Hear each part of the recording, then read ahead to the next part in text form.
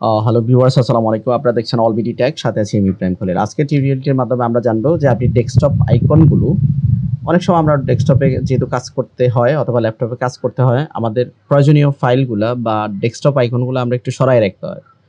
তো আমরা কিভাবে আজকে জানবো যে কিভাবে ডেস্কটপ আইকনগুলো আমরা কি করতে পারবো, মুভ করতে পারবো। তো এখানে আমার যে আইকনগুলো আছে আপনি দেখতে পাচ্ছেন, আমি মুভ করতে চাচ্ছি কিন্তু মুভ হচ্ছে না। দেখতে পাচ্ছেন আমি মুভ করতে চাচ্ছি, মুভ কিন্তু হচ্ছে না। তো এখন এই আইকনগুলো আমি মুভ করতে চাচ্ছি। কিভাবে মুভ করাবো?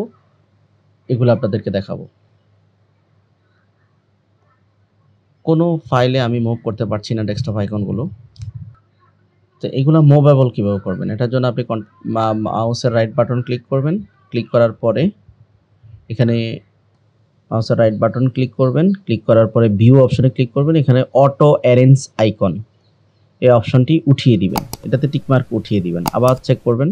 অটো অ্যারেঞ্জ আইকনে টিক মার্ক থাকলে এটা উঠিয়ে দিবেন। যখন উঠিয়ে দিবেন, এখন দেখতে পাচ্ছেন আপনি অটোমেটিক আইকনগুলো মুভ করতে পারছেন। যেটা যেখানে মন চায় ওখানে রাখতে পারছেন। আবার যদি এগুলো আপনি অ্যারেঞ্জ করতে চান, আপনি জাস্ট কি করবেন? ওই যে অটো অ্যারেঞ্জ আইকন যদি ক্লিক করেন, সবগুলো অটো অ্যারেঞ্জ হয়ে যাবে। আশা করি বুঝতে পেরেছেন। চ্যানেলটিতে নতুন হয়ে থাকলে অবশ্যই সাবস্ক্রাইব করে দিবেন। উইন্ডোজ রিলেটেড অসংখ্য ভিডিও রয়েছে আমার চ্যানেলে। আপনি চ্যানেল প্লেলিস্টে গিয়ে চেক করতে পারেন। টেক রিলেটেড ভিডিও পাওয়ার জন্য চ্যানেলটি সাবস্ক্রাইব করে পাশে থাকবেন। ভিডিওটি পছন্দ হলে অবশ্যই লাইক দিয়ে দিবেন। ভালো থাকবেন সবাই। আসসালামু আলাইকুম।